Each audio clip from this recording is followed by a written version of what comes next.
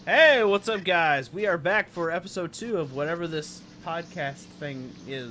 We're figuring that out. Nerdcast. Nerdcast. Nerdcast.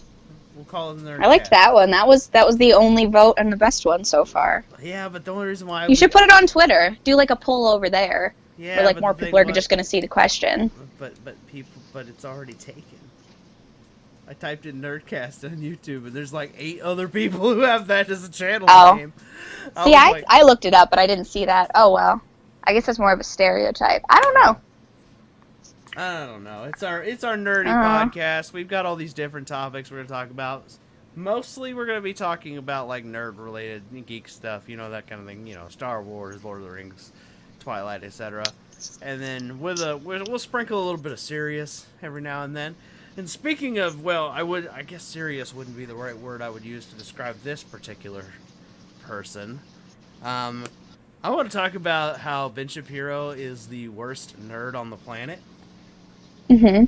And what inspired me to talk about this is that story about how he went on a rant about pegging. I've not seen this yet. All right, so please bring the material forward when you have the chance. I will definitely send you the link. Anyway, okay. There was this, basically the long and short of it is Ben Shapiro is complaining about this actress / model who is wearing a Peg the Patriarchy shirt. Nice. And the actress, by the way, to correlate it to nerd stuff, because some people are going to be like, well, how does this relate? She's the actress who plays Enchantress in Suicide Squad. I mean, I don't really think it matters, you know. Well, I'm just talking. Just in case, I know that sometimes, I might have a little bit of PTSD for my Yu-Gi-Oh audience, because they're a bunch of babies and can't seem to handle grown-up topics. So we may have to just deal with that for a little while. But, Carissa's got some choice words in her head that she's like, I'm not going to say that on YouTube. But anyway, he's, that inspired me to talk about it, because I was thinking about, like, Ben Shapiro occasionally on his thing talks about various nerd topics. He talked about Black Panther, he talked about Wonder Woman, the new Star Wars trilogy, the last 3 that they made. And he always complains about, like, everything about these new superhero and nerd stuff. And I'm like, God, you're such a baby! Hermione, come here. Oh, well. She's tearing up a high school art project. Not important to this topic. Do you need to go step it on and save your art project? It's fine. It's literally just like a stamp, and it's kind of ugly anyways. Well, it's up to you if you need to go save it. It's okay. Okay. It's fine. I can't catch her anyways. She's too quick. Your little crackhead's is a speed demon, huh? Yeah. No pun intended. Speed demon. That's what you don't know about Hermione. That's her second. That's what she's doing. Her second life. When you go to sleep, she sneaks out of the cage and goes and gets her. Ah, yeah. There we go. She's figured out how to open up the cage on her own, so I'm completely not in control at this point. I don't know what to do with her, but let's just say I do not wear the pants in this relationship. She is clearly an independent woman. The exact type of woman Ben Shapiro would hate and try to hate crime while he was at it. Mm-hmm. She's a real Cardi B, to say the least. Snowball. Yeah.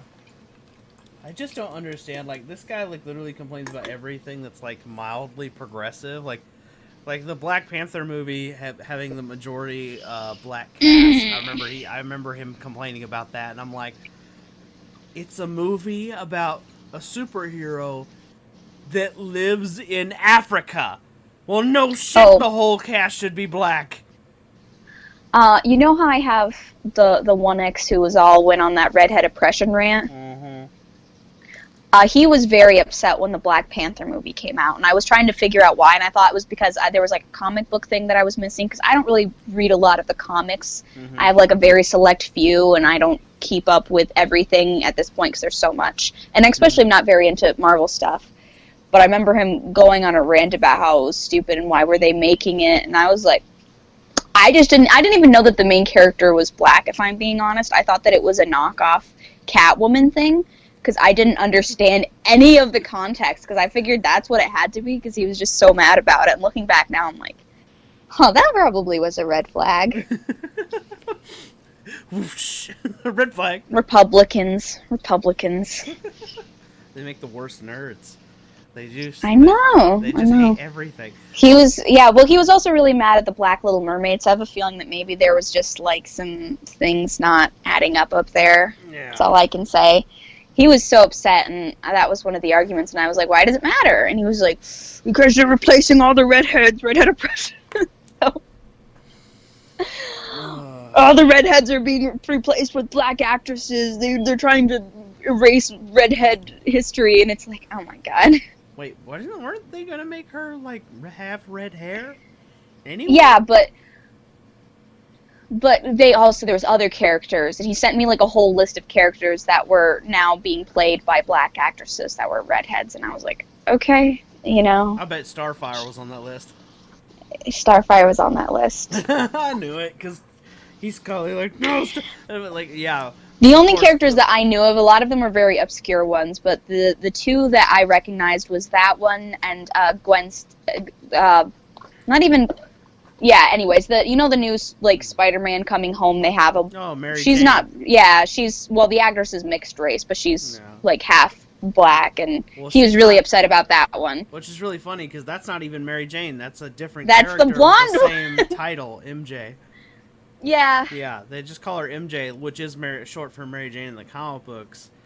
But I don't remember the character's name, but she's actually not Mary Jane. She's a totally new character for this new Spider-Man story. Nope. It's redhead oppression. Oh. They are trying to... Redheads are the most oppressed group. I'm going to get some angry messages from redheads now. It's okay. I dyed my hair red once, so that means...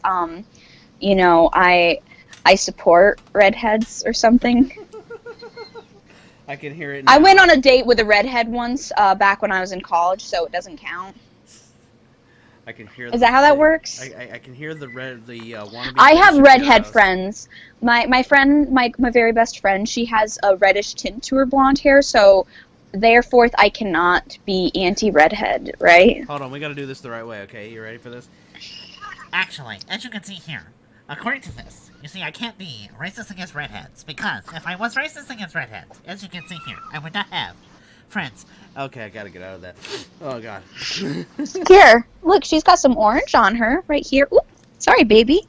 She's so vicious. Oh, can you hear her? Is she purring? Can you hear her? Yeah. No. Damn it. Oh, so cute. I like cute animals. Oh, you being snuggly today, aren't you, snuggle baby girl? My last girl. I also heard it, like, I find it really funny, like, about, like, also Ben Shapiro gets, like, he got mad at the fact that Star Wars was about a girl character, finally. Like, Rey being the protagonist of the trilogy just made him so mad. Like, and that's not to say that those movies don't have their problems. I hate the last movie, but that's not the reason why. Right, like, I don't think Rey was ever the problem. Crackhead! In fact, I think they over-explain things. Hey, look, there she is. There's Hermione the crackhead. There she is. I don't know. Hi, lesbian. You smell funky. You need a bath. She's a ferret. They smell Are you a ferret? Are you a funky smelling ferret? Yes, she is. But at least she's cute. She's got that going for her. She climbed up my pants today. Oh, God, but that was scary. Yeah, well, it was like, usually she climbs on the outside, but today she climbed on the inside up. And you were like, whoa, I was wearing lady. baggy pants. It was like, hey, lady. None of that. You like, pervert. Boundaries. Pervert. Lady. Boundaries. Pervert. You need to chill. You need to sit here, baby girl. You need to sit here, my baby. She's like, no, I need to investigate. No, she's busy. She's working. She's running her drug operation out of her crazy crackhead lefty. Oh, she's a working woman. She's a working woman. But anyway, like the thing about Ben Shapiro, he's just the worst nerd. He annoys me because he gets mad about things like that are in the nerd realm that I'm like that are just so silly to get mad about. Like literally, like oh he gave like their Star Wars is being too woke. Like bro, you didn't pay attention to the first trilogy clearly. But do you think your side of the aisle is the rebels? Oh, you missed that symbolism. Oh my god. Ben Shapiro is just embarrassing. I don't have a better word to explain it. I'm really sad because I love my brother, but the one thing that stops me from thinking he's a perfect human is the fact that he watches Ben Shapiro unironically, and it's just really disappointing. My best friend watches him too, to be honest. And it's infuriating that I have to correct him on everything. You know, like, this man's going to be a father soon, and he unironically watches Ben Shapiro, and I just don't know what to do with that information. I'd say pray, but you don't even believe in God. Alright, how about you pray for me? Yeah. Pray for me, sir. I'll cast some Wait, I spells have a for god. you. I have a god right here. Here he is. Well, now I can't see you, so... Uh-oh. Sorry, my phone isn't properly plugged in. Let me fix that. I thought I had it okay. Sorry, my cords are all broken because my cats have been chewing on them. There we go. It's good now. Anyways, I have a god. He's right here.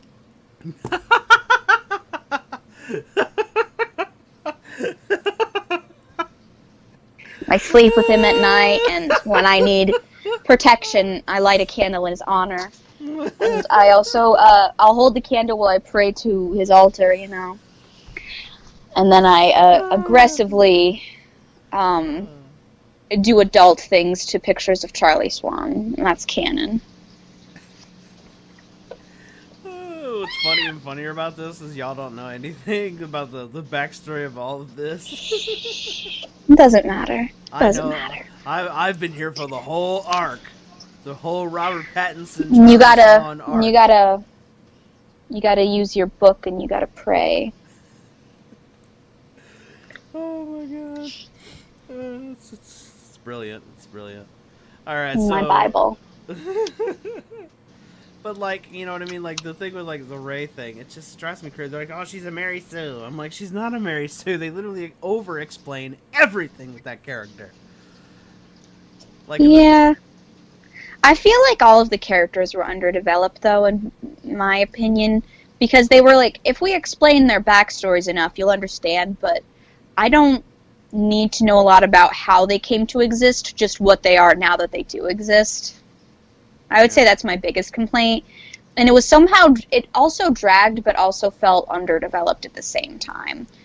Because I feel like they kept changing their mind on what they wanted the story to be. Yeah. So every time it felt like it was going somewhere, they had to change it. And it just felt like they were trying too hard to keep up with Tumblr posts rather than write a story. Yeah. You know, one of the not issues, a fan. Yeah. Well, the issue for me was with the newer trilogy was the marketing, actually. Especially the first movie, because they marketed it as Finn was going to be the new hero of the trilogy, but it was actually Rey.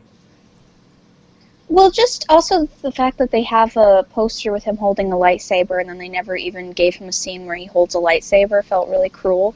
Yeah, I feel like it was really sad because he seemed like a good character to start out with, and I think it would have worked much better if they actually maybe developed a full-on love triangle between him and Kylo. I actually think that would have been interesting rather than try to make it a tri-way where it's like there's also another girl who's interested in him.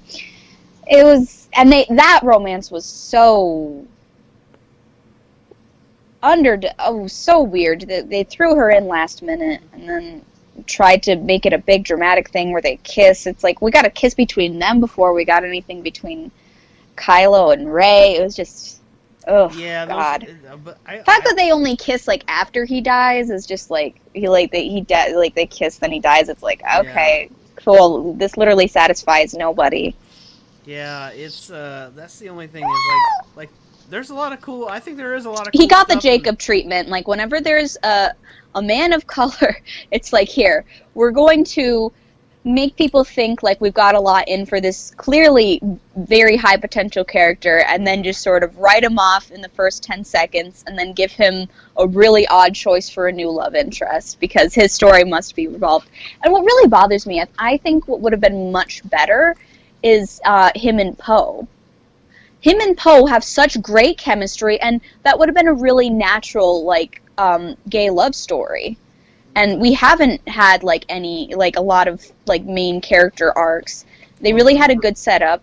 Remember in the second movie, though, they had him with that, that was horrible. I feel like they only added it because there was so much stuff stirring around of how there was chemistry. So they randomly, last minute, wrote in another character to be his love interest, and it was awful. Yeah, like, Finn just got jostled all. I feel like didn't know. And then they randomly added another. Yeah, and then they randomly added another girl because people didn't like Rose. So like, okay, we're gonna add another girl for. It's like it was just so weird, and I don't understand this obsession with making sure characters have to end up with somebody at the end of the story. That was a big thing. Like, oh, we have to make sure Jacob ends up with somebody at the end of the story, and it's like, why though? And especially you're gonna solve that with Bella's offspring.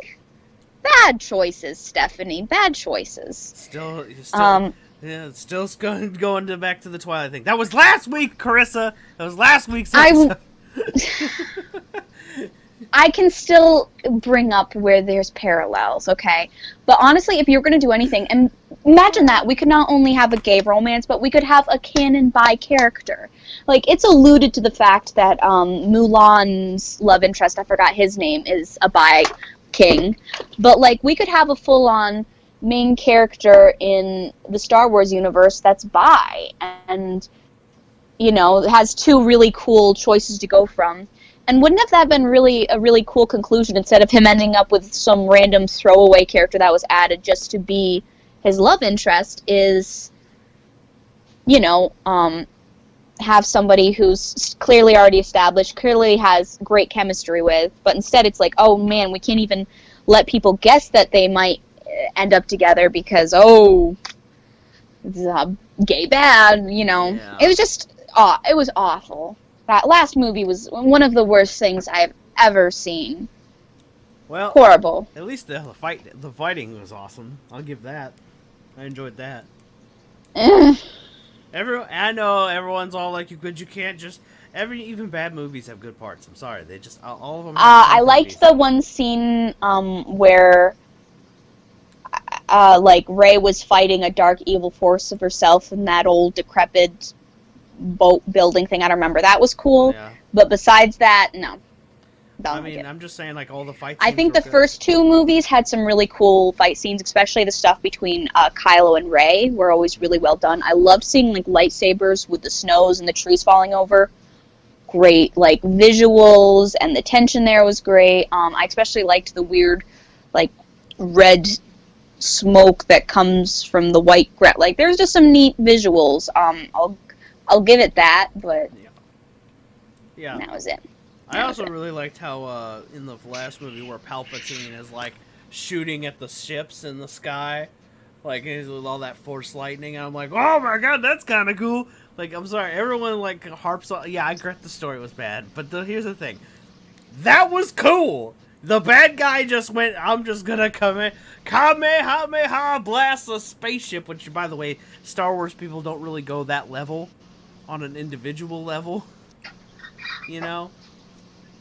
Except for, like, maybe the video game. So that was just unique to see it in a movie for once. And then Rey, like, summons the spirits of all the Jedi. That was just kind of cool. I enjoyed that. I liked the idea. I think the only thing that I would do different with that movie is, I think I would have given Kylo a chance to actually be redeemed, like from the get-go. Yeah. And let him live. It just made, like, I hate the whole trope of they redeem in death. It's just, ugh. You know. It felt kind of. It does. I will say this: the last Star Wars movie does feel like it has a lot of copy and paste from Return of the Jedi to it. Yeah. They just kind of. I don't care for any of it. I just don't. It makes me angry. It's because Carissa hates that boy shit.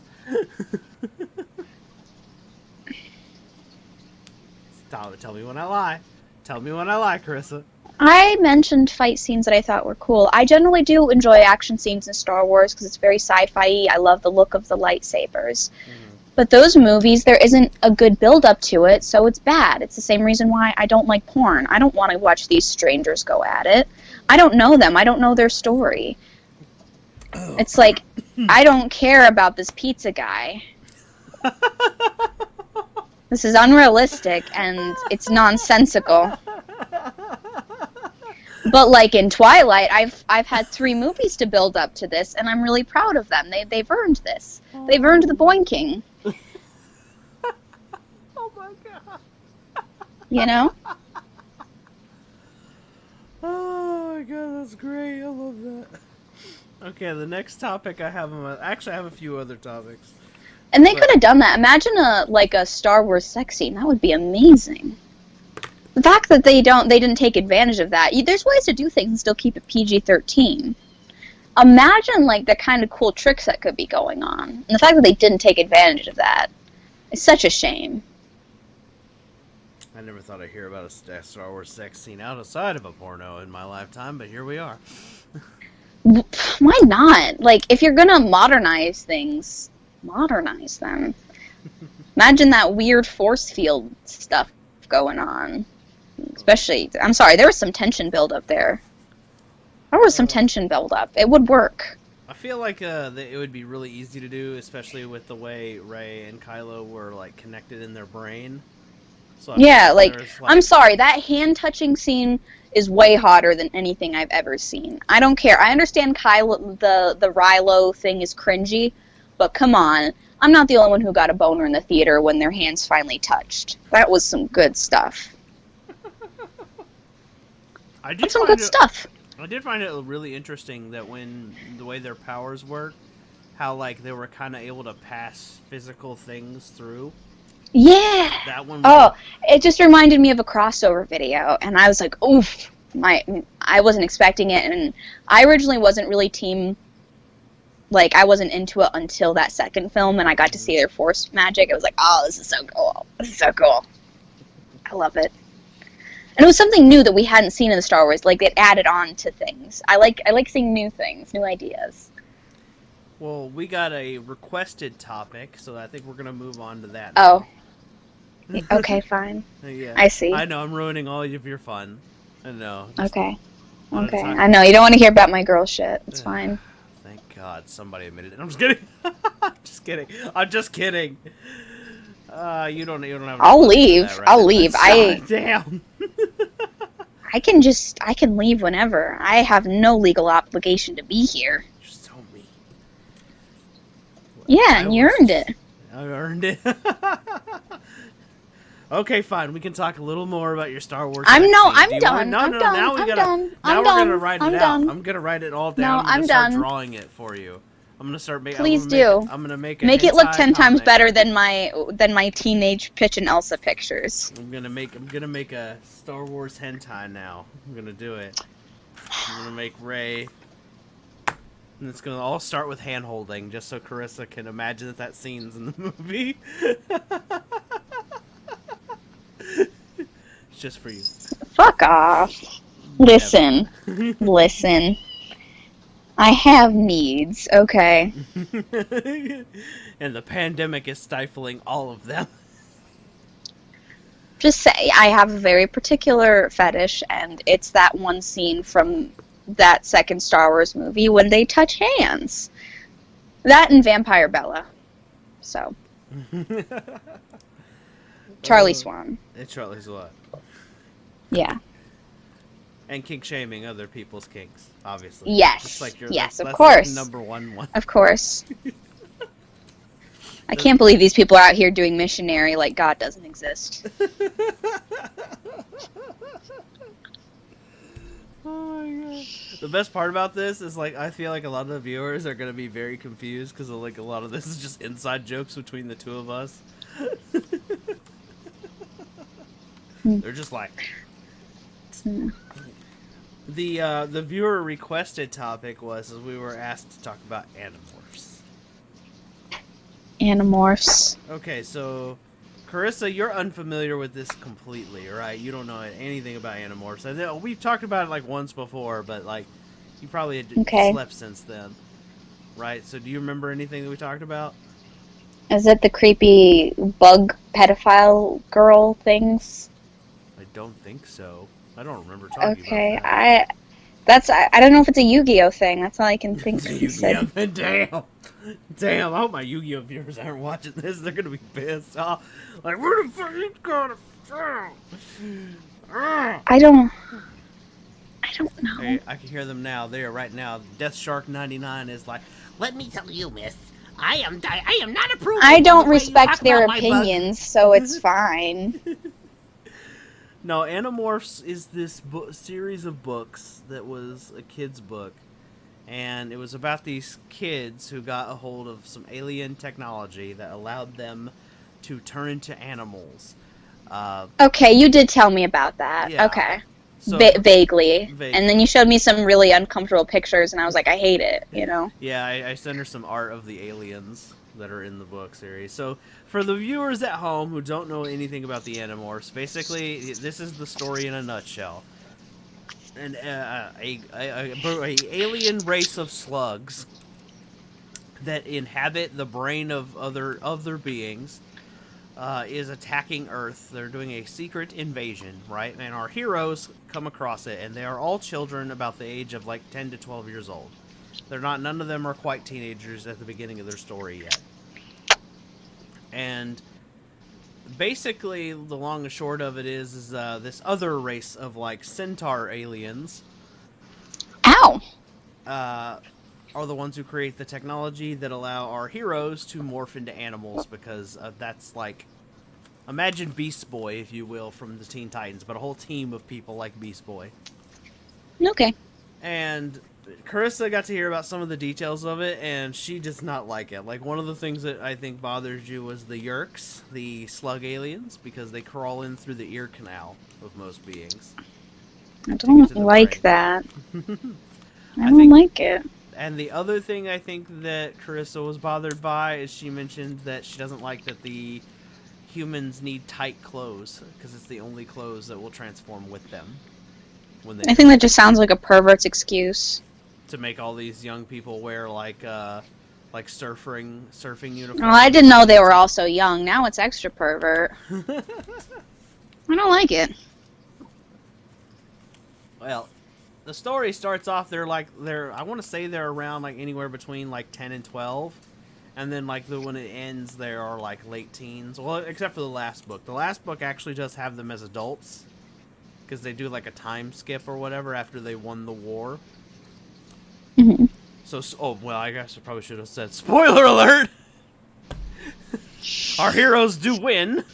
Ish. I mean, that's like every story, you know. Yeah. Well, you know what's really bad about the Animorphs series, though, is they left it open for like another adventure, and they imply that they killed off the original team of Animorphs. Oh my. All right, so spoiler. Here's how the whole thing ends. Right, one of the Animorph heroes died in the war. She died saving the team. I think if I recall correctly, it's a team of 6: Marco, Jake, Cassie, Rachel, Tobias, Axe. Yeah, it's a team of 6. Rachel's the one that dies.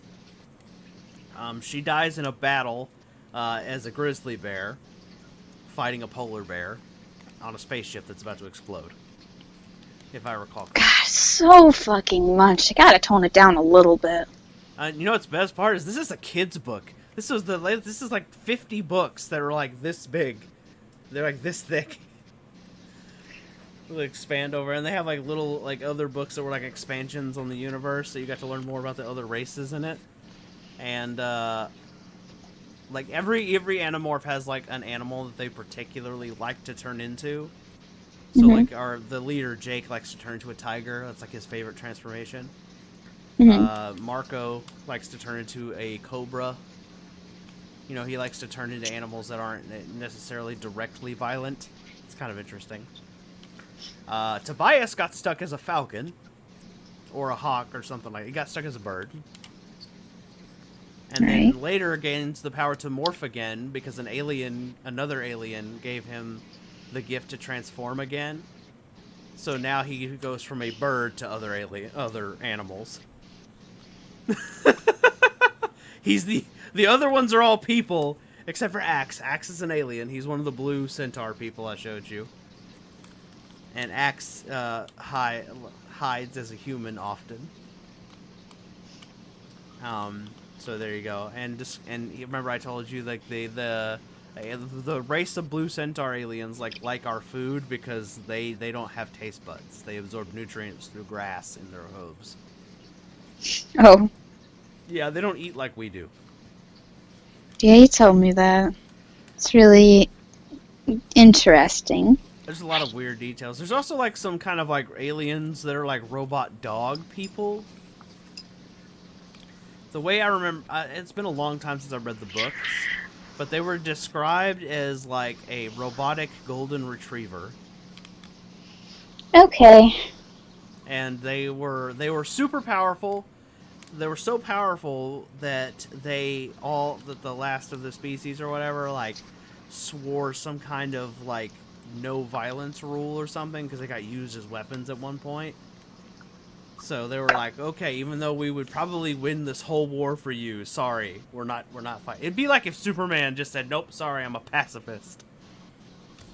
I mean, he kind of does sometimes. Kinda. Like Superman doesn't get involved directly in like real life wars or like like human wars, so to speak, in the comic books. Hmm. So I guess it's kind of like that in that aspect, but like imagine he still did like recon for you or something like that. Like that was all his parameters would allow as far as to help the Animorphs. So knowing all of this, at the tail end of the story is they're all in their like late 20s, early 30s or whatever. They've all either joined the military because the military now has a Animorph section in their world. Yeah, that's a branch you can join, so you can turn into animals. The governments of the world have some kind of like agreement with the Andalites or whatever, the centaur people, and basically they gave humans permission to use their weapons so we could defend ourselves against slug people again. Then you got the Hook Majar, which are like these dinosaur people that I told you about. They're very pacifistic. They're herbivores, but they're really strong and really big, which is why they got used as weapons. But they're on Earth now because their whole species got wiped out by the Yeerks, except for the handful that were enslaved by them. So now they have a what do you call it? A reservation on Earth. So it's got some happy endings, but then like the surviving like 5 Animorphs or whatever, like go up into space, and they're looking for Axe, or the remaining 4, excuse me, they go up into space and they're looking for Axe, which is the centaur people that were part of, you know what I mean? Like he was the only alien on the original team, basically. On the team of human kids, and he was the alien kid that was on their team, and he's gone missing. So they go find him, and then there's like a battle with an alien that looks like him, and then that's where the book ends. So we don't know if they lived or died in that fight or not. And that was the end of the whole series. They kind of left it open-ended, like, did they win? Did they save Axe, or did this alien that looks like him kill our heroes? We'll never know. And there's also aliens that like can manipulate reality in there that they meet a handful of times, but they're like one-time adventures type of thing. So what do you think of all this? It's a lot. It's a lot. To be fair, it's not a lot all at once. Like, I just basically had to sum up, like, the course of, like, almost 60 plus odd books all in one fell swoop. You know, there's a lot of detail in there. There's a lot of the books were, like, one-off adventures, you know what I mean? Like, they didn't directly connect to the next book. Like, if you read book 1, you could skip to book 5. and you didn't really miss anything in between. Because it was very much like, except for a handful of books. Like I think like book 24 and 25 directly connect or something like that. They very rarely did that though. But yeah, that was the whole thing. And then I showed you some of the artwork. What'd you think of Yeah. that? Again, go ahead and... It was a lot. It was a lot. Did the alien? I feel like the Yeerks were the most disturbing alien for you. Yeah, sure. Okay, oh, here's another fun fact. One of the things that why they targeted Earth is because one of the foods that we eat is actually something they can survive on. Like, they don't have to survive on this, like, specific Yeerk food or fuel source that's only on their planet. That's why they targeted Earth, and it's oatmeal.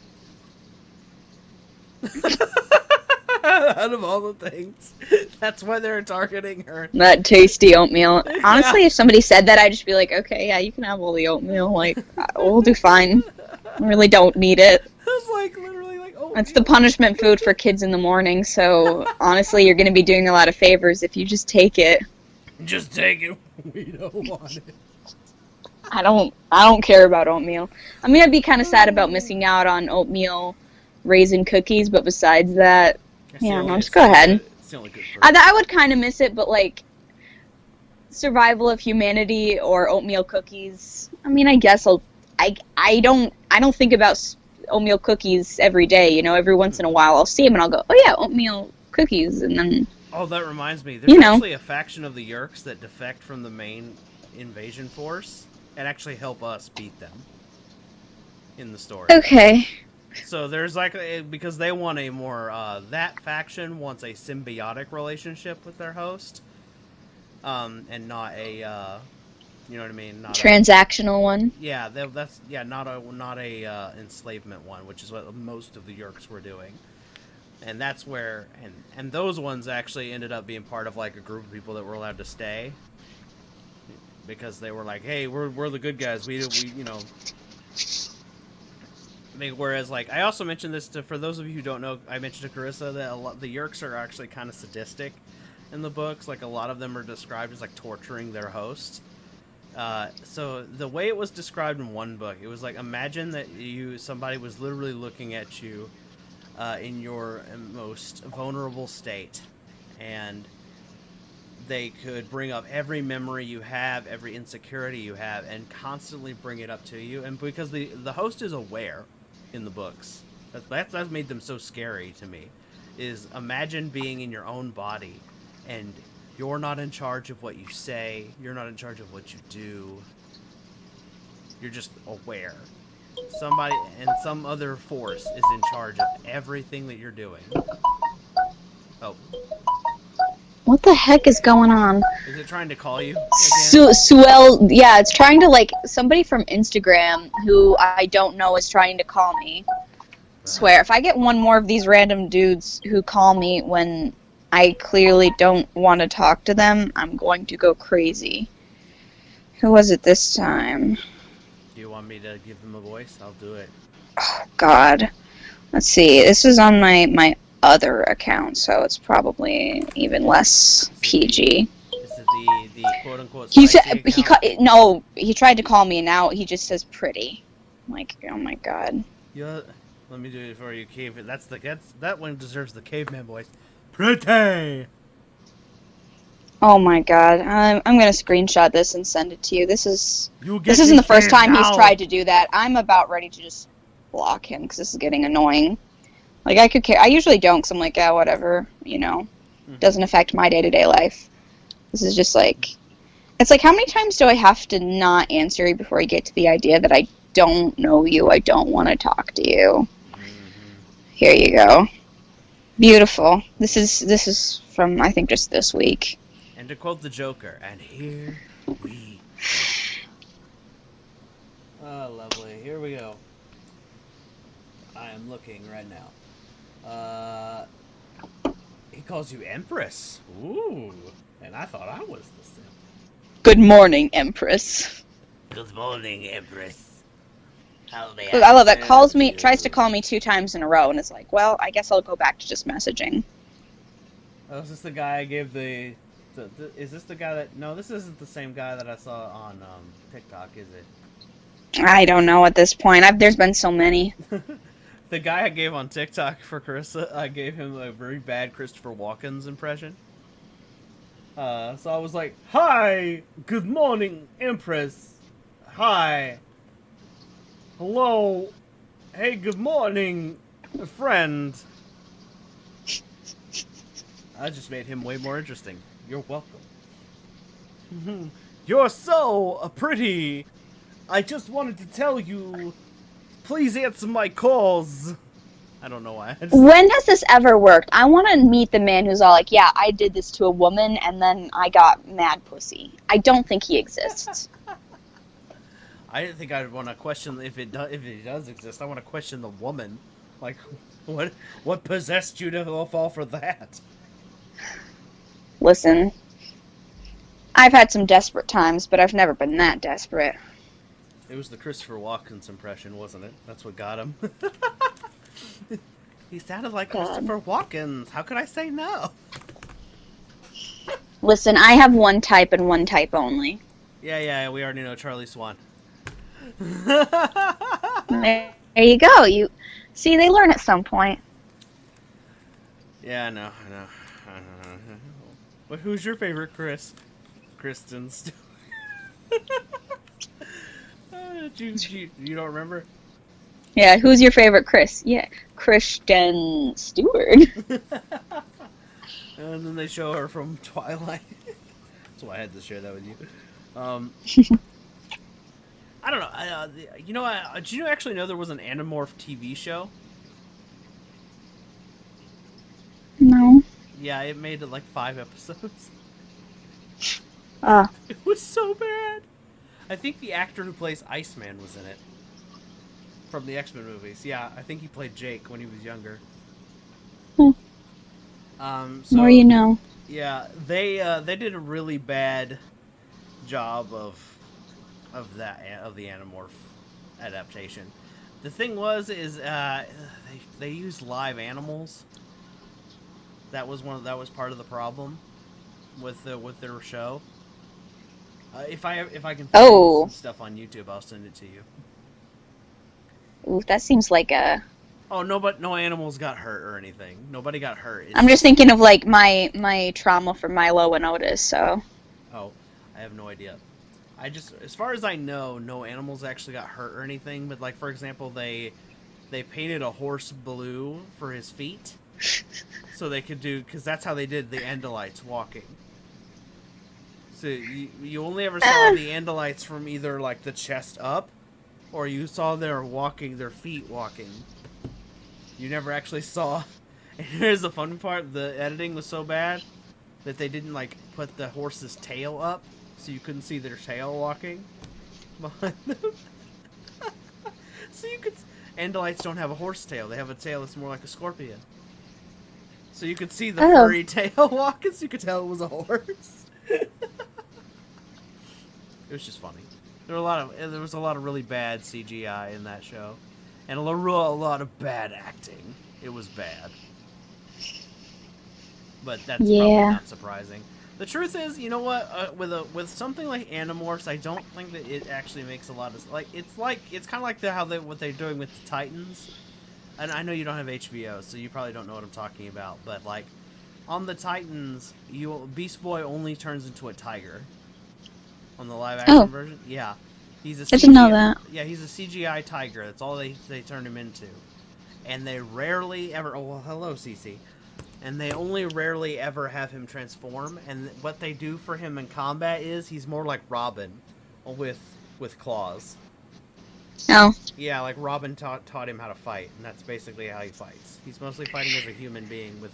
I think some things just work better as cartoons. It's not that they can't be live action. I don't know. I think something like that doesn't need to be readapted. Yeah. Because it doesn't work as well. Yeah. I think an Animorph cartoon would have would have been amazing. I think an Animorph comic book would be amazing. You know what I mean? Like, come at. I think the only thing that I would do different is I would just let whatever they're wearing transform with them. Just that'd be the only change I would make. Okay. Because I feel like it's a little weird that they got to be in like swimsuits and leotards and like surfer get-ups to, you know what I mean? To transform, like, without, okay, otherwise they gotta be naked or something. There's actually, I think there even is a few books where, like, a few of them have no choice but to get, like, buck naked and transform. I think there's like I can't remember. I think there's a story where Jake turns into a lizard or something because he's hiding from a Yeerk. I don't know. Also, you know, here's a really fun thing about the Animorph books. The bad guys think that all of our kid heroes are Andalites. They don't think that they're humans. They think they're all the blue centaur people. That's what the Yeerks are looking for. They think they're looking for, like, 6 renegade alien horse people, and it turns out, nope, sorry! You were getting your ass kicked by children. Think about that! Think about that! An entire alien slug army that's used to, like, absorbing people got defeated by children. Oh, by the way, towards the end of that story, by the way, their numbers are huge. There's like 20 Animorph kids by the end of it. They just started, like, because the Yeerks, like, I think there's at some point the Yeerks kind of won a little bit. They kind of, like, took over. And the only bodies that they didn't take over were kids who were disabled.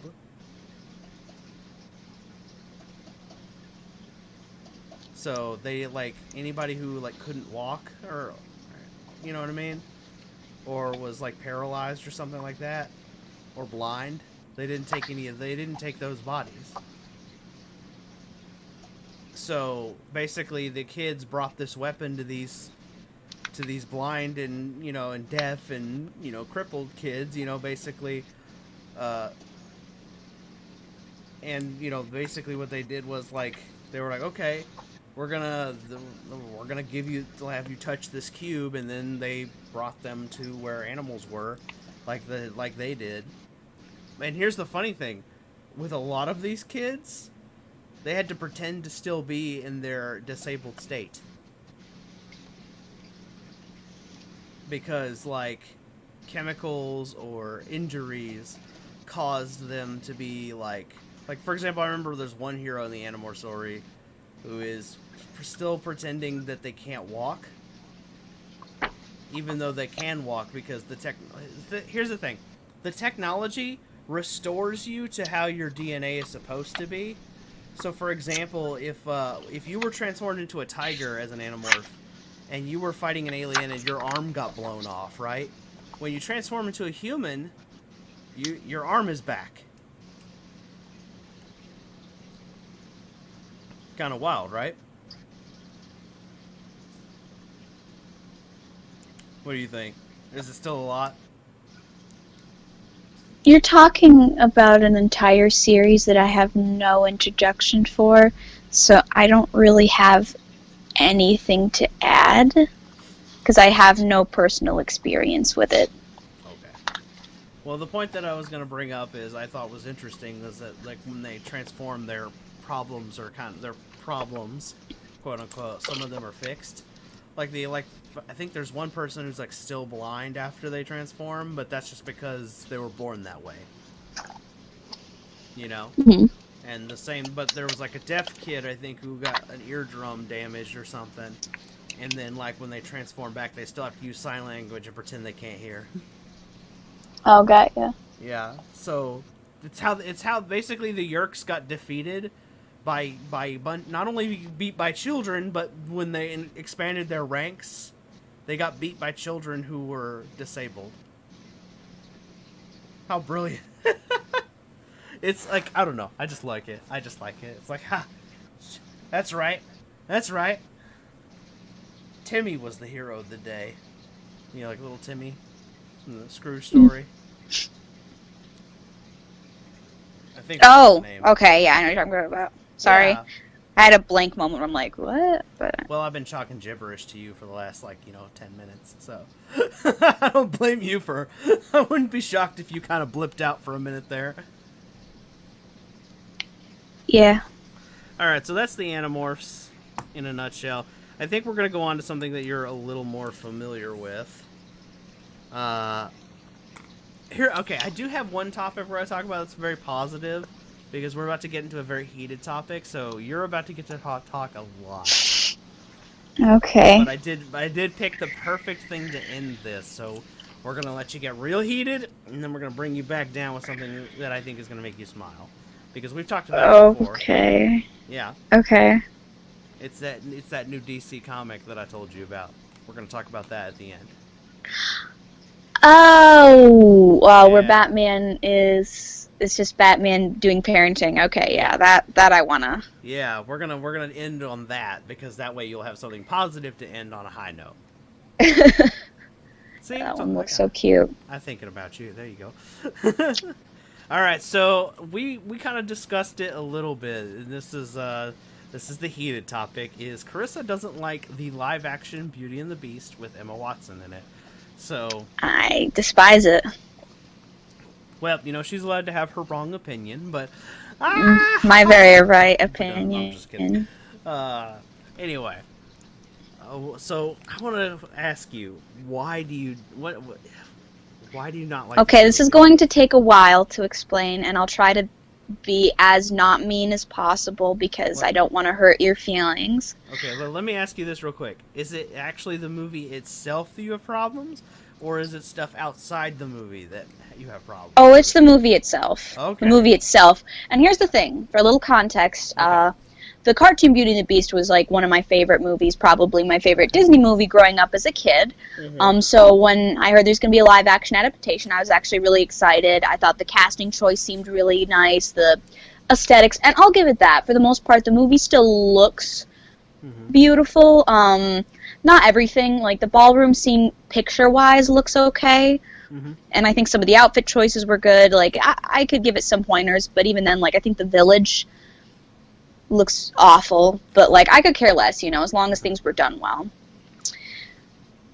They were trying to make a character who was already a strong feminist more of a feminist, and it didn't work because of how they did it. Okay, for one... Is this Bella? Her name's Belle, but... Or, excuse me, I don't know why I thought her name was Bella. My bad. No. Is it Belle? Okay, so here's the thing about Belle. Mm-hmm. Her being nice isn't a bad trait, and she still knows to set her boundaries and say no. Mm-hmm. Big thing with, that was really disappointing when I saw what they were doing with her character. When we're introduced to the whole scene of Hans coming on to her, he was actually really polite in the live-action one, and it's fine for her to just say no, but she starts out right away being very mean to him for no reason, and I could probably explain better if I had, like, the scene to compare it to, but I remember kind of, whereas in the movie it was a lot more fun, because you could see, like, once she finally, like, literally kicks him out, it's very well earned, and he's a complete asshole, so we're there to root for it, whereas in this one, it's sort of, like, if you haven't seen the original, it doesn't work as well, and plus, another thing they tried to do was make him a more interesting character by giving him a tragic backstory. Wait, are you talking about Gaston? Yes. Okay. Which doesn't work, because the whole point of the character Gaston is that he's the type of person that's praised in real life that shouldn't be. He's a misogynist, he's egotistical, he doesn't care about people around him, he belittles Belle for being into books, and he's just like, oh, you should just stop all this, stay home. Wait, time out. Gaston has a tragic backstory in the live-action one? What's his... Yeah, he's a war hero. Yeah. And he's coming back, and... I read that completely wrong, because, like, I read that as he was kind of, like... I mean, to me, they just made him darker. You know what I mean? Like, because he liked the war. That was what it was implied to me. There's, like, a scene where, what's his name? His sidekick is like comforting him, like think about the war, and that comforts him. So I felt like that made him seem like he was more villainous. Okay, I got more to say than that. Okay, go ahead. I think that more had to do with like special features and addition, but also his whole thing, his character doesn't work because they make it so the village doesn't worship him. We have like the same thing where they have 3 girls who kind of gush over him. Mm-hmm. It doesn't work as well as the animation because the aesthetics are bad, and the whole scene it was translated bad. Mm-hmm. But they make it so the village in general finds him kind of annoying. The bar scene works so well because we're seeing how much everybody's constantly worshiping and validating him. Mm-hmm. He's constantly like being babied all the time, like, yeah, you're absolutely right, she's awful, Gaston, for turning him down. Whereas in the movie, he's having to literally pay. You see him literally slipping coins to everybody to try to get them into it, which I guess can kind of be funny, but it defeats the whole purpose of the character itself. Mm-hmm.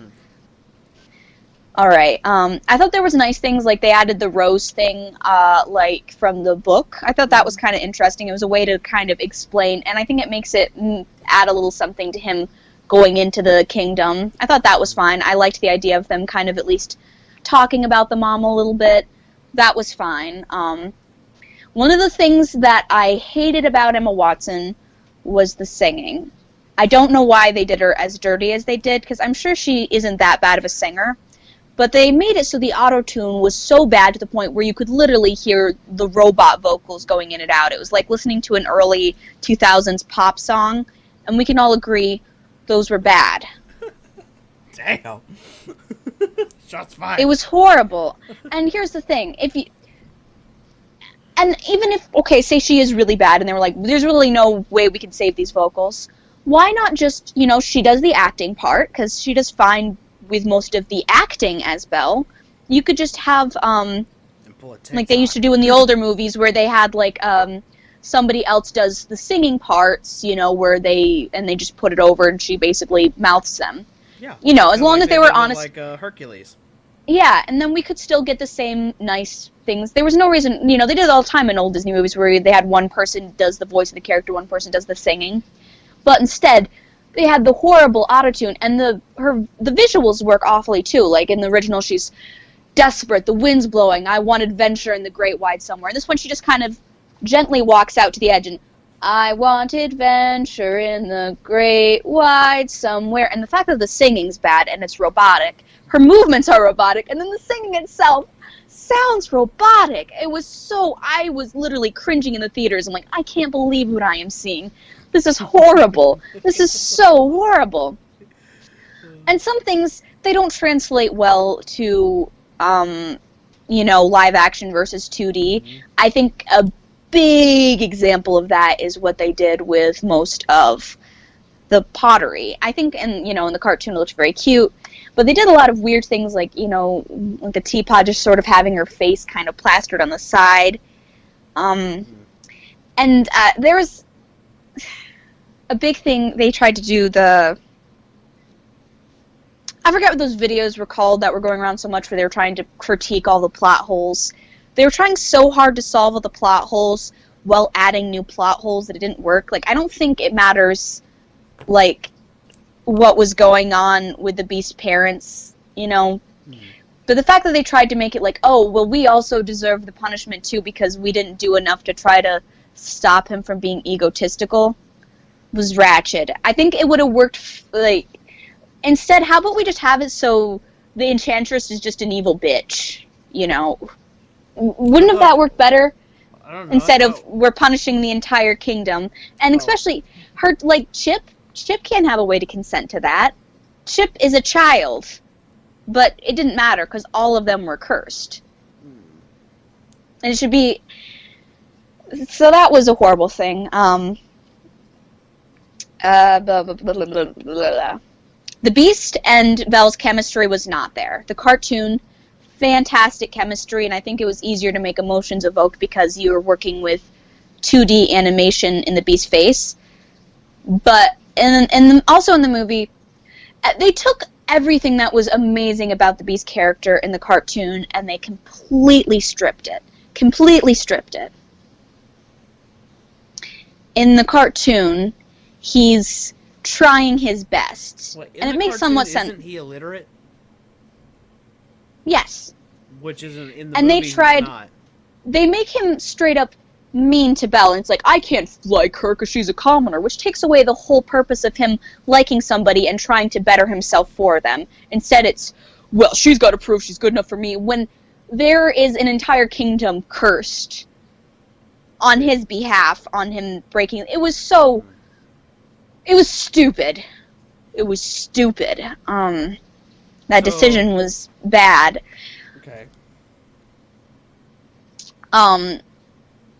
And things like the ballroom scene, there's no emotion to it. They're just I don't walk away from that thinking, wow, these two characters are really in love. We get to see that point where we see that true, we see the build-up, but that's the moment where you can see, wow, these characters are in love. And I understand, Emma Watson, she was doing as good as she could. I don't want to, trash on it too much. It's hard to, look at some weird guy in stilts in a green suit and give the eye of love, but the entire body motions were stiff between both of them. I understand some things just don't translate well. But once again, the dancing is absolutely robotic. The facial expressions are absolutely robotic. There is nothing to suggest that these characters are in love. There's none of the build-up like there is in the cartoon. So the CGI did him dirty, is what the actors dirty. Yeah, and also, I think that partly those two just didn't have any chemistry. I think they should have done, tried to cast somebody else that maybe had better chemistry, especially if they were really set on starring Emma Watson. They should have found, maybe somebody she has dating in real life or something. I don't know, but it was so apparently obvious that there was nothing going on. It was like watching two brick walls try to have a conversation about paint drying. So, do you think that he could have been done better if he'd have been done with more practical effects instead of putting on more I also think they could have written his character better. Okay. They were trying to make him intelligent, so it would make it seem like they had something in common. But the whole point is opposites attract. That's the entire point of the Beauty and the Beast couple. Really? So the fact that he's ragged. I thought it was that syndrome was the whole point. Alright. 2010 just called and asked for their joke back. I was just teasing, come on. But the whole point of him being illiterate, because he didn't have somebody to show why those things are so beautiful. You ever meet somebody and it's like, you know what, I never considered why It's a Wonderful Life is a cult classic. And then you meet somebody who's really into the movie It's a Wonderful Life, and then through listening to them explain it, it's like, wow, I have a deeper understanding of that, and then after a while it might be something you get into. Things like that. And that's really the development you see. You see her kind of showing him, this is why I'm into books. And in the movie, it's this huge surprise with the library. And I understand why it's kind of weird, you're giving her a building in there that's just... I understand why it's kind of funny, but it's such a sweet thought. He cleans up this giant library and gets it ready for her. It was meant to be a sweet thing where he really understands something she loves, and it's going to go all out for her. Mm-hmm. Whereas in the movie, they walk in and she's like, wow, this is beautiful. It's like, oh, really? You can have it if you want. They completely stripped what was so beautiful about that scene. And once again, both of these actors are still together. No chemistry at all. Which is funny because we've seen movies where Emma Watson is in love with another character and she does so well with it. Perks of Being a Wallflower, and I have seen scenes from her and Harry Potter where she's doing eye contact with the other guy. So I'm sure she can. Yeah. The writing's bad. I honestly think the writing's bad, and they were working with what they had. Mm-hmm. But I think the biggest problem is the writing. You could still have emotions evoked through voice. I think the one scene where she's crying over him, you can see that she has the ability to evoke emotions, and it was the only scene where they had given her a chance to do that. And even then, I don't think it worked as well, because we hadn't seen the build-up of these characters truly being in love. So I don't buy it at the end of them having this amazing love arc. So, okay, I got 2 questions. What did you think of the Beast's musical number that's only in this movie? Horrible. I love the idea of adding a musical number for him because I would like to see more of him. And I think, but once again, they tried to make him a proper Broadway star, which doesn't fit the Beast character. He should be, yes, tragic, but also understanding. I think something really somber would have worked okay, and also not had it go on as long as it did. I think, that musical number went on so long. So, it's way overstayed its welcome. I was about ready to just walk out when that was going on. I'm not kidding. I was so annoyed. And at first I was excited, because once again, the Beast, he was my favorite prince growing up. I love the Beast. Did him so fucking dirty in this movie. So dirty. Alright, so my next question is, what did you think at the end, where they're dancing, and I think Bella mentioned something about how you should grow a beard, and then he roars at him like he's still the Beast. You liked that? Cute. I thought that was a cute addition. Like, oh, I think that one-liner would have worked a lot better. Once again, I think there's parts of it that work fine, but it just doesn't make up for the overall things. Yeah, where I think there was some good ideas there.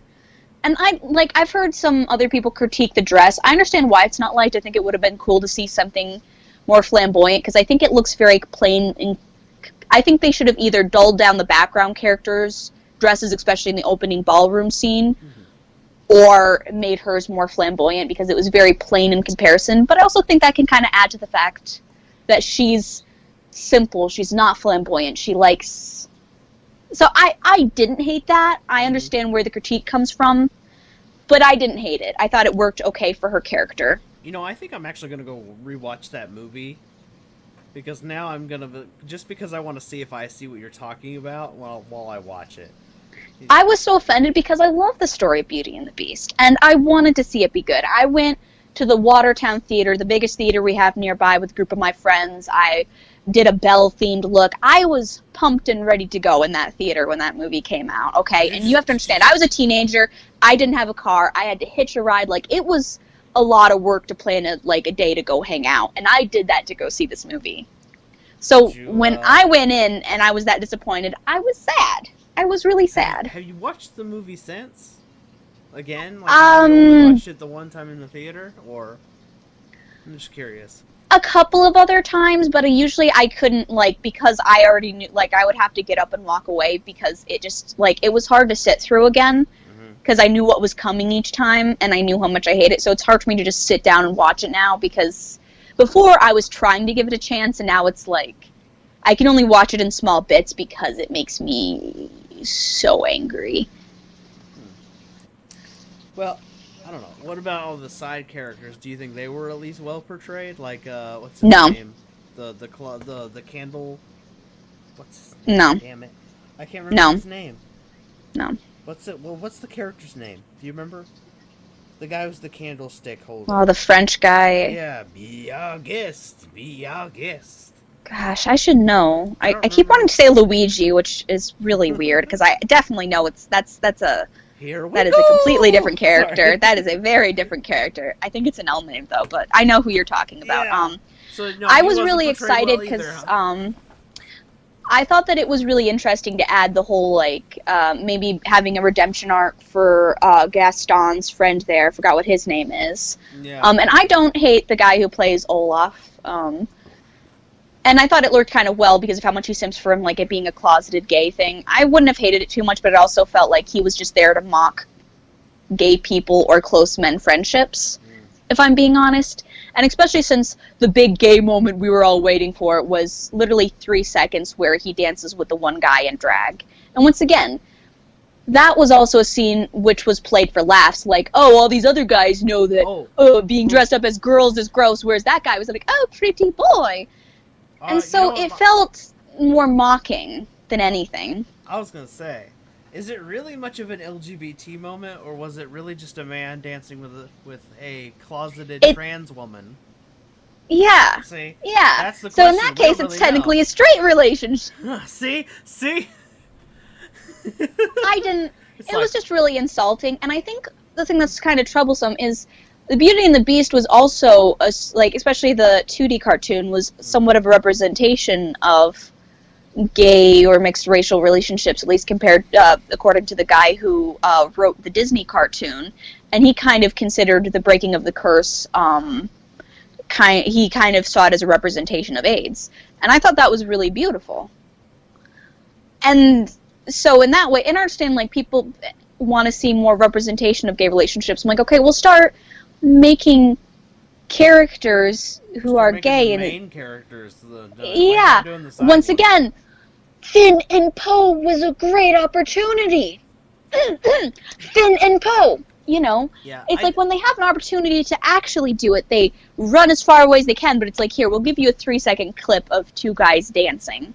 This is why I'm excited for the way where Marvel's going, because I feel like we're about to get a lot more representation, at least in the superhero genre. Like, we're starting with, like, I think with more, like, race and women, but I think the next stage is definitely LGBT. Like, we are totally going to get some gay superheroes soon. And I'm excited, and I'm here for it. You know why? Because there is nothing I love more than pissing off conservatives with superhero media. Yeah. Like, all right, I remember, like, I know you don't really pay attention to Marvel. I know Marvel's not your thing. You know, DC is more your thing.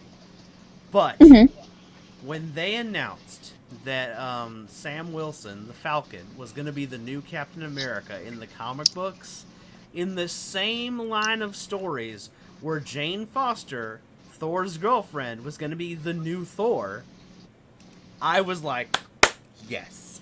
Because I saw people online throwing hissy fits, and I loved every second of it. I was like, yes, yes, feel the hatred. Ha ha ha ha. Screw you, you sexist, racist dickhead. I'm sorry. I just loved it. I just loved watching the movie. You can't make Captain America black. Oh, bitch, we can't. I understand, like, why some people are upset with the movie, because, you know, him and Bucky were, like, really close friends, so to have the other character he only met later on in life be the choice, but I understood character-wise why it was chosen that way, because Bucky is a little unstable and needs some therapy. You know, it's like, I love you, buddy, but you're not ready for this, and I thought that was fine. But I could almost understand the argument of that, but the fact that people are like, it's bad because he's black, I was like, oh my god, you guys are just dumb. Yeah. But there's also another reason why. It just makes more sense for Sam to be Captain America, because Sam is more representative of what a modern person a modern American would be representative of. I mean, the truth is, like, look, like, you know what I mean? Like, Steve's a great guy. You know what I mean? That's why the serum turns him into, like, remember what the serum does? It makes good great and makes bad evil. You know what I mean? Like, literally, like, so the Red Skull took the same serum that Steve did. You know what I mean? And look what it did to him. Right. Steve was already a good guy. Backstage. But the truth is, like, you know, I feel like Sam doesn't need it. He never needed a serum. He is a full-fledged, I'm just a guy. And they gave him some really good tech and some really good tools, and he's a skilled fighter. You know, and he's more representative of the modern America. He's gonna, with Sam Wilson, we can talk about things that Americans are actually facing that I don't think that we can talk about with Steve Rogers. Yeah, and I think that makes sense. And as much as some people might be uncomfortable with these stories, I think that I'm uncomfortable because it's something you got to talk about. Yeah, I mean, it's an easy. Here's the other thing of it. It's really part of getting. I think comic books are an important part to getting the country where it needs to be, progressively speaking, and planting the seed of change. Exactly, and we're doing it in the people who are going to be reading it, and that's primarily kids. Kids are going to have always been the ones who love these superhero stuff. I mean, that's where I started. You know, and that's where my dad started. I mean, my dad was reading X-Men comics before I was. And X-Men did so much for, like, so many movements. The X-Men. I loved watching, like, the documentary on, oh my god, what is his name? The guy who made a lot of the... Stanley, yeah. I watched the Stanley documentary. Was so well done. It was beautiful. was really neat, like hearing him break down why he created that. Yeah, He's such a good guy. The symbolism in there. And the truth of it is, like, I know that a lot of people wanted the X-Men to be people of color, and like originally, like there was a talk about how they were, the way they're written, they should have all been like, you know, all been black or all been at least people of color. And I'm like, I'm not against that idea. The reason why I think is because of the time period, mostly. Yeah. Because people, you know, I mean, I'm afraid. Let's face it, they had to really like people who got up in arms about Black Panther. I mean, when he was first being written. So the truth is, like, and comic books hasn't been a medium that has treated the LGBT, women, and people of color fairly for a long time. But that's why comic books, I feel like, they have been so, what do you call it, forward with it now. You know, they're like, hey, they literally had a villain whose name was Fu Manchu in the Marvel Universe. Yeah. So there's a lot of like stereotypes and things like that, which Marvel's kind of like, screw that. Now we're gonna make all the main heroes people of color. I like it. Well, that's nice. The next line of Avengers is looking amazing. Like the roster, like we're looking, we got Shang-Chi. He's looking like he's gonna be on the next Avengers roster. They're hinting at Jane Foster Thor, and we already know Sam Wilson Cap is gonna be there.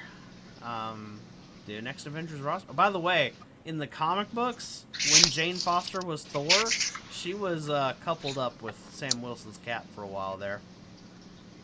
Oh, really? Mm-hmm. That'd be interesting. I feel like Thor might try to beat the crap out of him. Maybe. I don't know. Assuming he lives. I'm just saying. Poor Thor. I mean, we don't know. Favorite himbo. Listen, we all need a little himbo in our life. You know what I'm actually looking forward to with Thor's arc is I'm looking forward to like him seeing Loki again. I'm ready. I want a brotherly moment where this Thor is like, I don't know if I should hug you or kill you. You know what I mean? Yeah. And then having this Loki explain, I'm actually not your Loki. What are you doing, step bro? Oh God, that's horrible. Stop it. Stop it. Why do you turn everything They're into not a porno? technically related. Stop turning it into a porno, Carissa. Stop it. Your obsession with this is getting uncomfortable. You don't even watch porn and you're wanting to create it. Listen, it's because nobody knows how to do it right. Okay. Alright, well I think we're reaching the tail end of our episode, so I do think that kind of brought the comic books thing up. I want to go ahead to the last Oh, go ahead, sorry. Okay, good. I thought you were about to...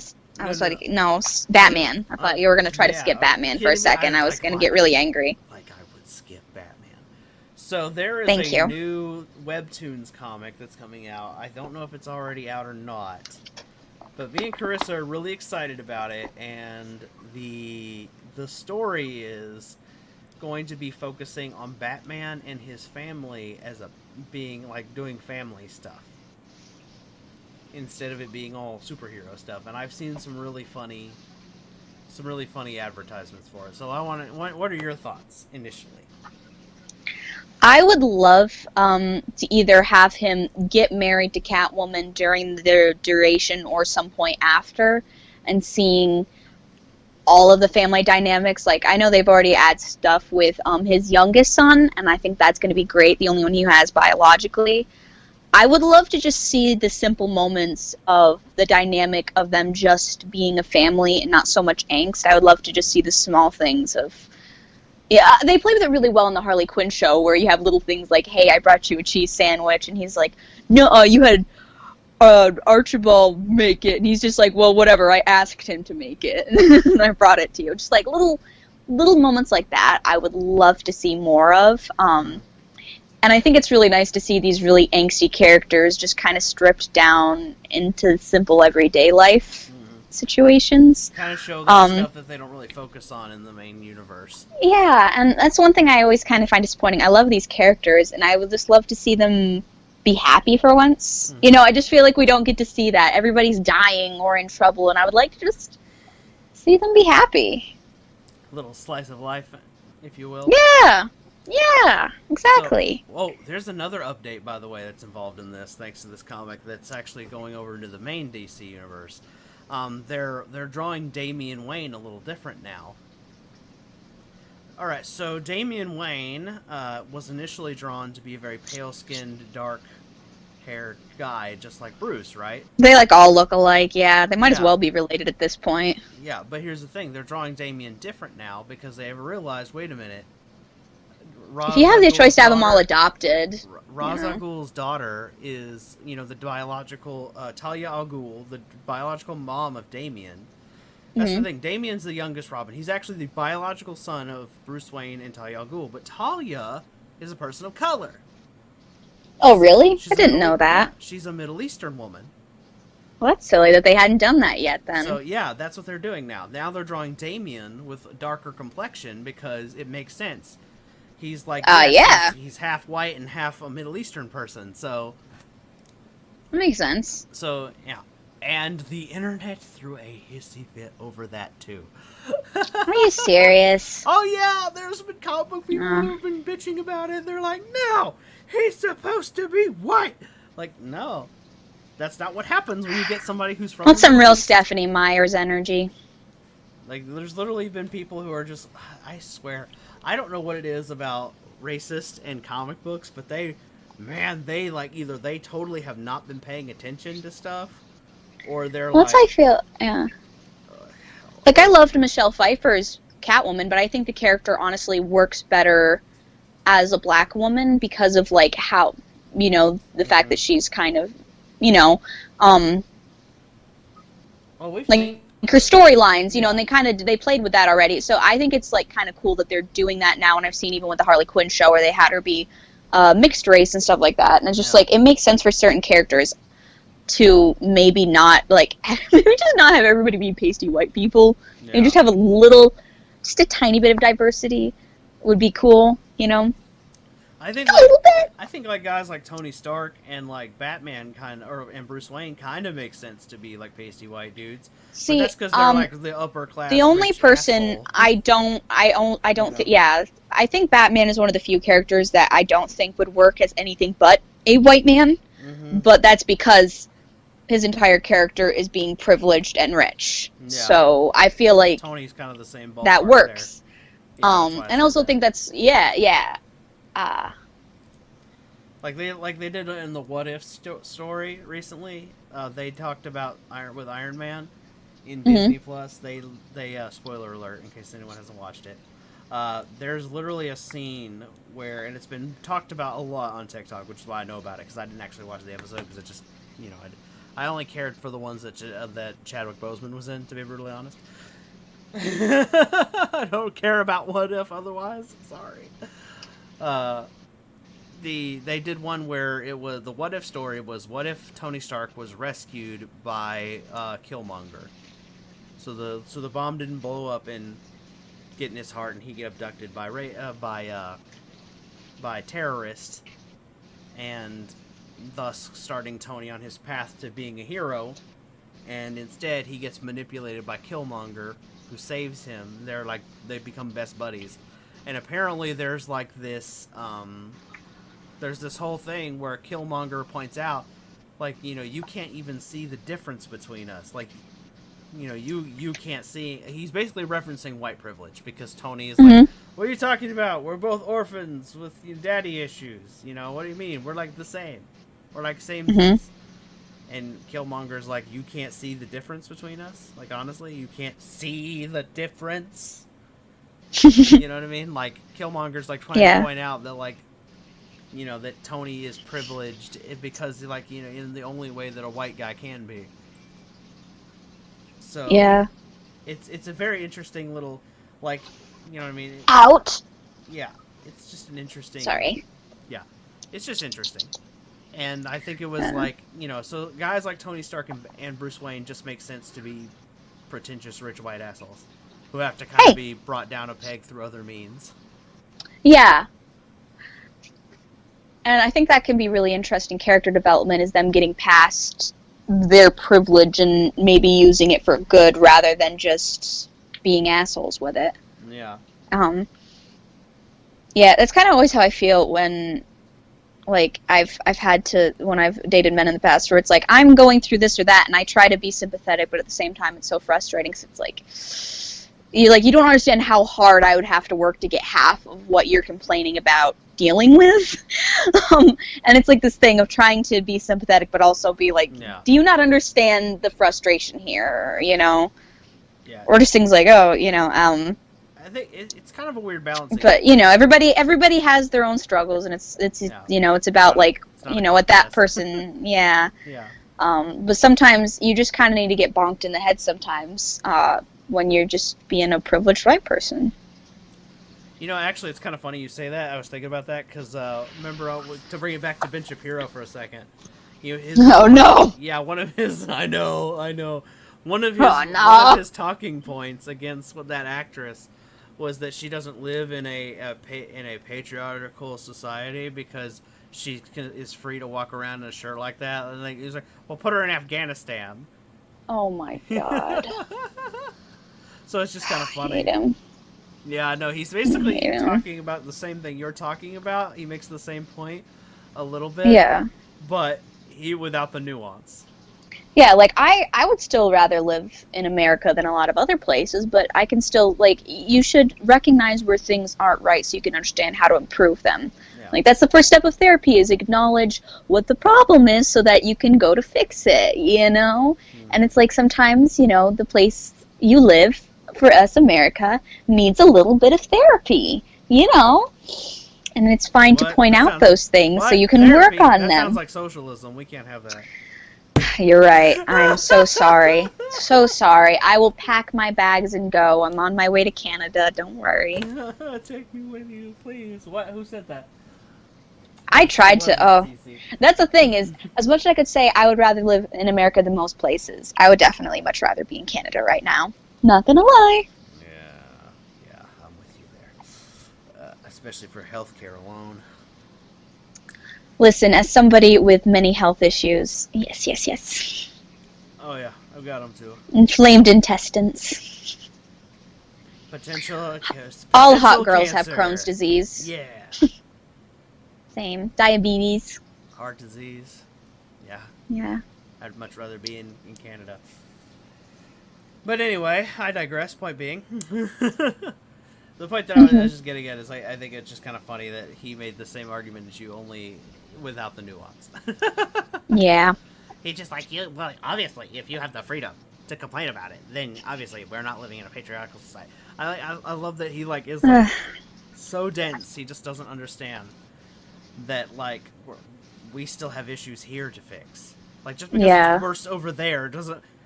That's like saying that, hey, the backyard is on fire over here, but their whole house is on fire. Quit your complaining. You still have to put the fire out here. Dumbass. Well, the fire will eventually lead to the house, so. And the truth is, that's what he wants. That's what his type wants. I know that a lot of people may not want to hear that. Hypothetically speaking, if I was gay, which I clearly am not, I would really enjoy pegging. I'm like I told you, I'm convinced that his children. Every time he talks about sex, I am more convinced that his kids are not his. That's all I'm saying. I don't think Ben Shapiro has ever had sex. I think he's a virgin.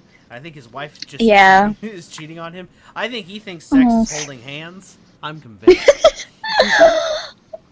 Oh gosh. I feel like we need to do, there should be just a whole TV show dedicated to the truth of Ben Shapiro. All it does is I feel like he needs a reality TV show, and every day I spend at least 6 hours vigorously holding hands with my wife, hoping that'll produce another child. Cuts to the wife's camera. Listen, I just need this marriage so that my parents will get off my back. And she's she's got the best part is it's the pool guy. His name is Roberto. You see this really hot muscle-bound man, shirtless, abs glistening in the sun. Oh my god, it'd be great. Listen, can you blame me? Listen, I know being a doctor should be enough, to live a basic life, but we live in America.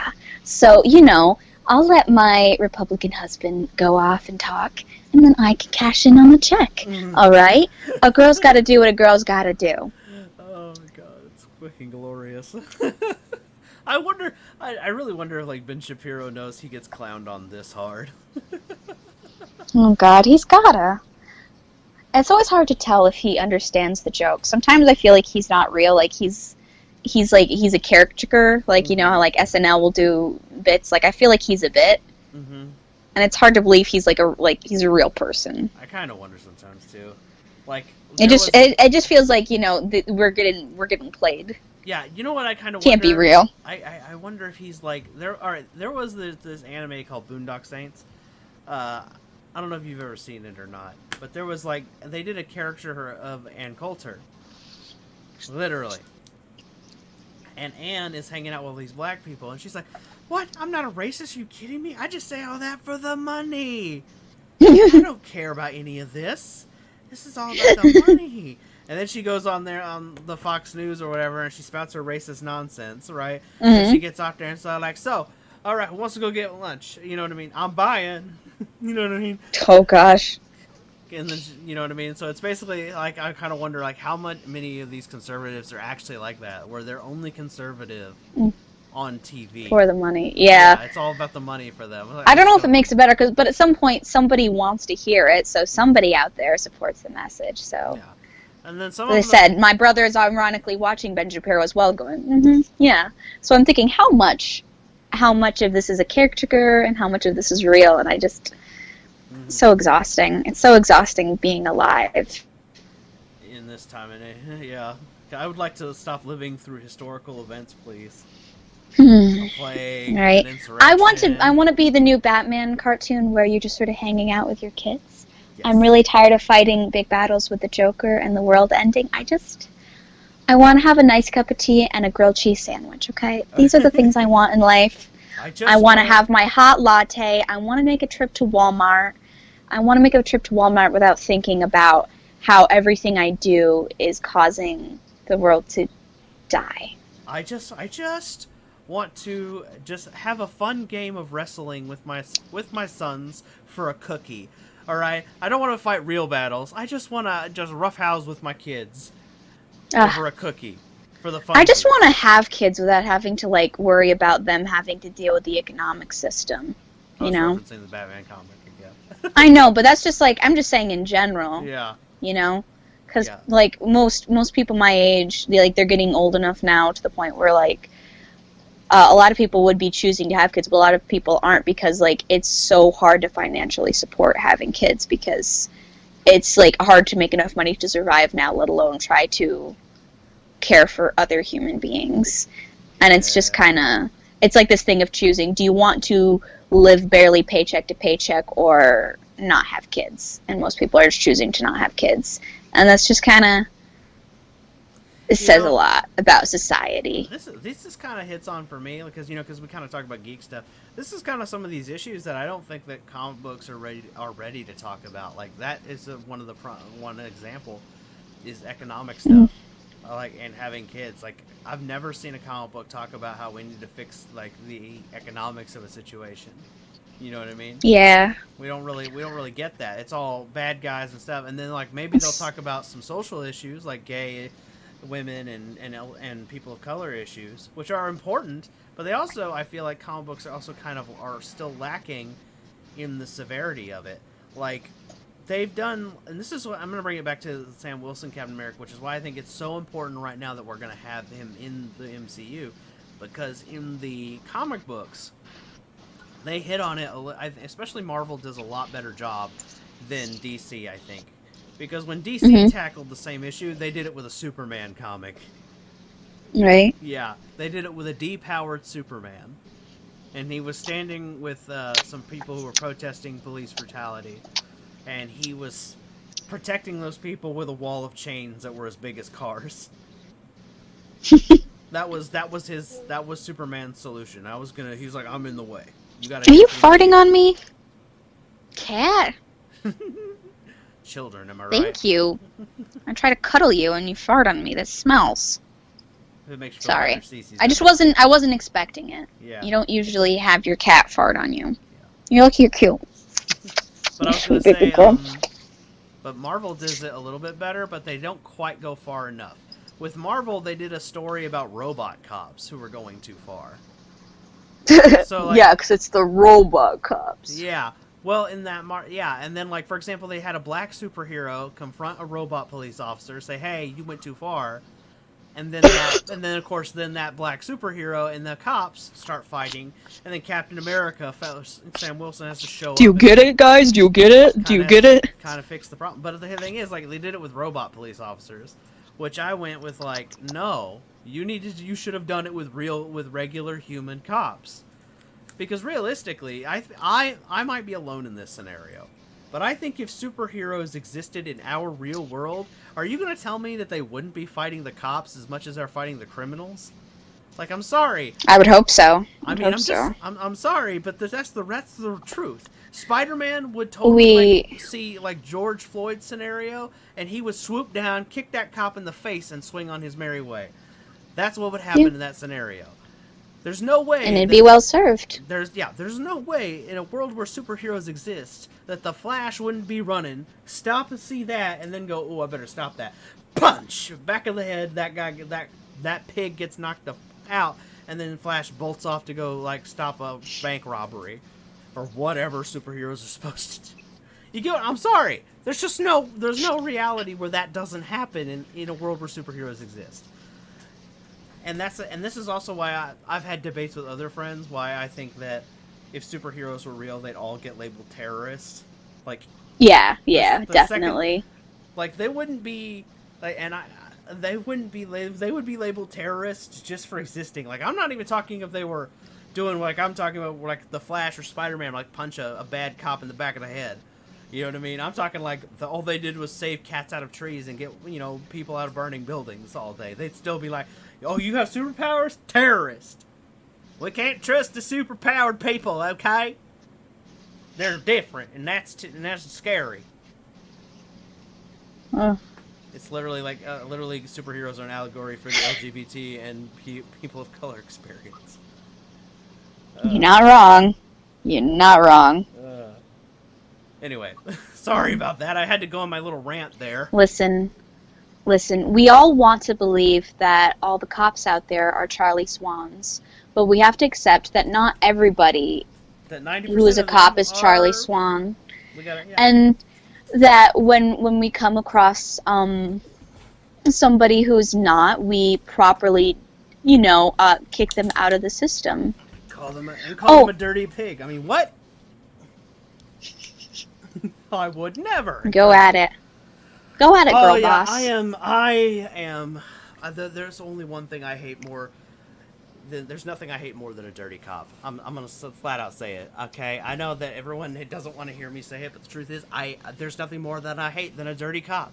If you're a racist dickhead and you think that choking out a black man or shooting somebody while they're running away unarmed makes you some kind of hero or on the right side of things, no, you're the bad guy. End of discussion. In fact, you're lucky that superheroes don't exist, because if they did, you'd be the first one on the chopping block, and the Punisher would be the first guy to put one between the eyes. I said it, okay? And I don't think I would put it past the Spider-Man. If he existed, if Peter Parker existed, I think his no-killing rule, I don't think it would apply to crooked cops. Honestly. I know in my case it wouldn't. If I was a superhero and you're a crooked cop, I'm just ending you. That would be how that would go. I'd be the Flash and I'd go, "Oh, crooked cop. You're choking the black man to death. Snap! Well, now there's one less of you." I'm sorry. Rant over. This is why I'm mad at Marvel Comics. Just give me a superhero who's giving a crooked cop what they actually deserve. That's all I want.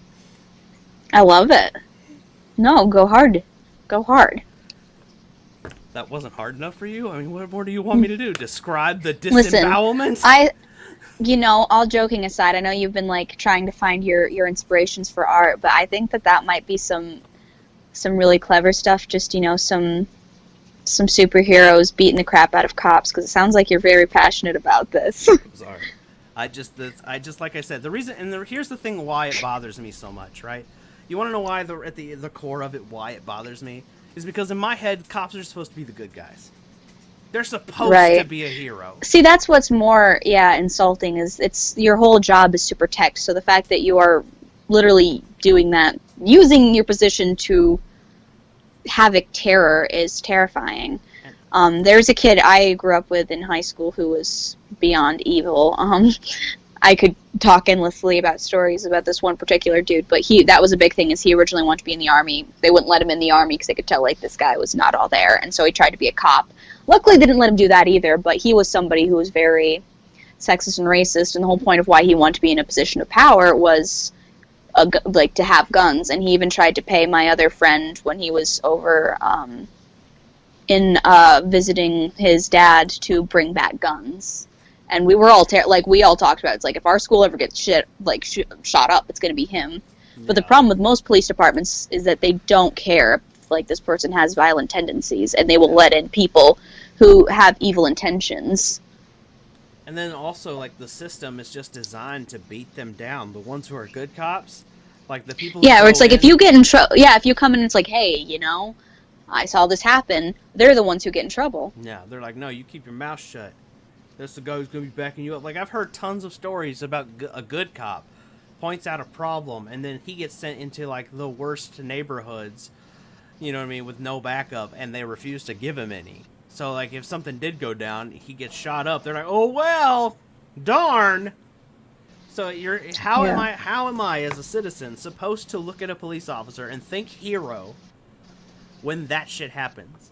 You know, the whole, and everyone says, well, there's always a few bad apples. Like, no, there's you didn't finish the quote. The rest of the quote is you got to get rid of those few bad apples before they spoil the bunch.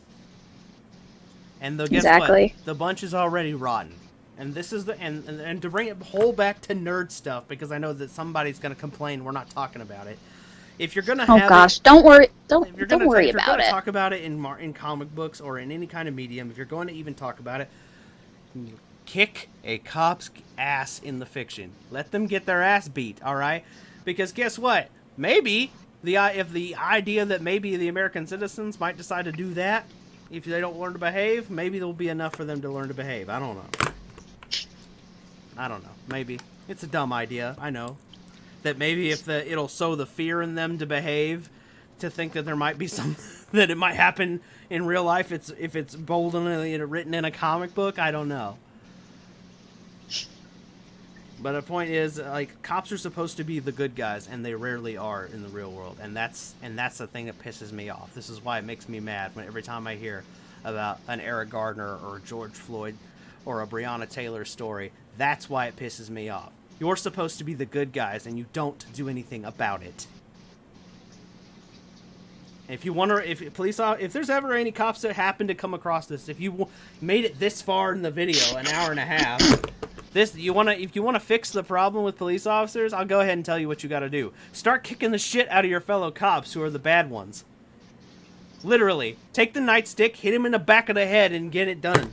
God, I'm sorry. Well, it's the same issue with, when people will say, like, the not all men's, and it's that same thing where it's like, it's not about just have you done this, it's have you stood by and not done anything when you've seen it going on. Any guy friends I have were like, I've cut people off because they'll stay friends with somebody who they know has raped someone. And it's really upsetting. And you see that same, toxic, patriarchal system in the police force, where it's like, even the few people who aren't doing something, they're not doing something, it's kind of like, as much as, like the George Floyd situation, upsetting it is watching the cop on the knee, you also have to keep in mind there's another cop standing there doing nothing, watching him do this. Yeah. I understand he might have been afraid because it's like, oh shoot, this is my spirit, but also, I think, like, he should have tried to do something, it's those little things where I know it might be scary, but you need to do something or people's lives are going to be at risk. Yeah.